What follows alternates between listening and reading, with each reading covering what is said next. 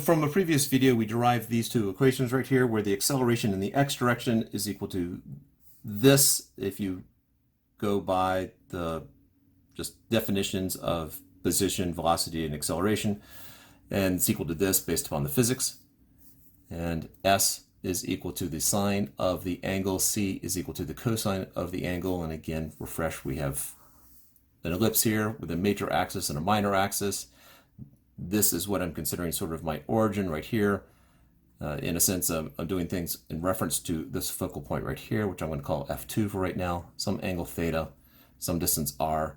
So the planet is some distance r, some angle theta from it, or in terms of the origin right here, this is some point x, y. What I'm going to do is I'm going to multiply x double dot times the sine of theta. So I have r double dot cosine sine minus 2r dot theta dot sine squared plus r theta double dot, minus r theta double dot sine squared minus r theta dot squared cosine sine is equal to negative g mass of sine r squared times cosine sine. So multiplying basically that top row there by sine, so I get cosine sine, sine squared, cosine sine, cosine sine.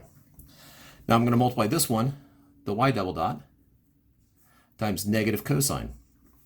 So I get negative r double dot sine cosine minus 2r dot theta dot cosine squared minus r theta double dot cosine squared plus r theta dot squared sine cosine is equal to negative g mass of sine over r squared sine positive cosine. Now I'm going to add them together. I could have not multiplied by the negative and just subtracted, and those will cancel out, those will cancel out, those will cancel out.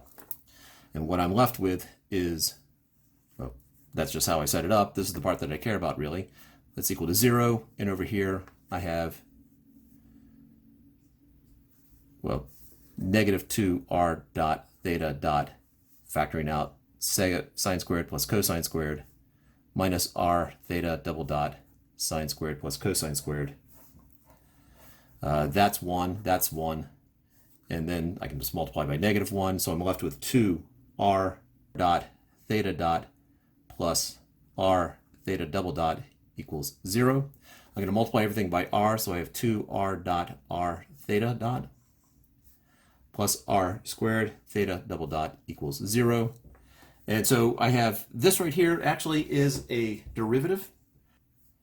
That is d dt of r squared theta dot, which should be equal to 0. Let's just work that one backwards there. So this is 2r dot theta dot, taking the derivative of the first one, plus r squared times the derivative of that, which is theta double dot.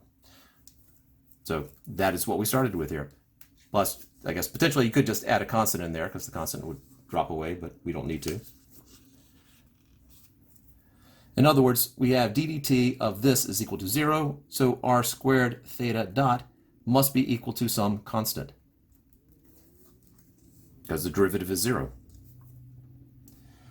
What I am going to do is multiply both sides by the mass of the object or the satellite or planet or whatever is orbiting here. So multiply times the mass, and I'm doing that for a specific reason because there's a physics reason for that. So I'm left with mr squared theta dot is equal to a different constant, because mass of the planet is just some constant of, we assume it's not changing dramatically. Planets rarely explode mid-orbit. Is equal to some constant. And I'm going to call that constant L. That's an L, not a right angle. In physics, this is angular momentum.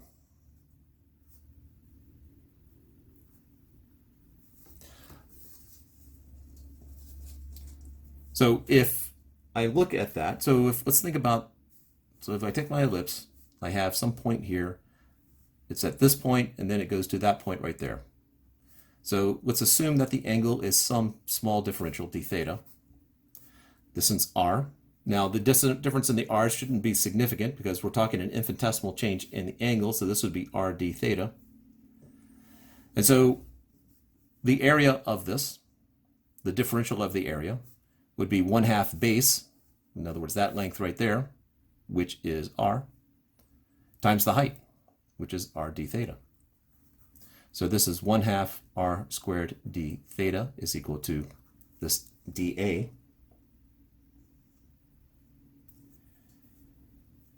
And if I take this right here, so the integral of L dt should be m times the integral of r squared theta dot dt.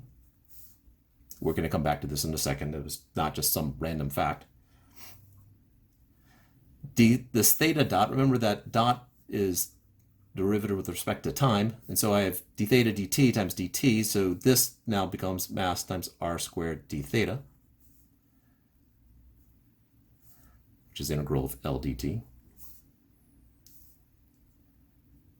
And remember that L is a constant here, conservation of angular momentum, but L is a constant here. And so when I take the derivative, this is going to be L times whatever the change in time was. And this, wow, it shows up right there. This is m times 2 integral of dA, which is 2m times the area. So this is Kepler's second law. This is Kepler's second law, that in a particular amount of time that the planet is going to sweep out equal area in equal time. Because my area that it will sweep out is this constant L times how much time took place divided by 2m. So Kepler's second law derived.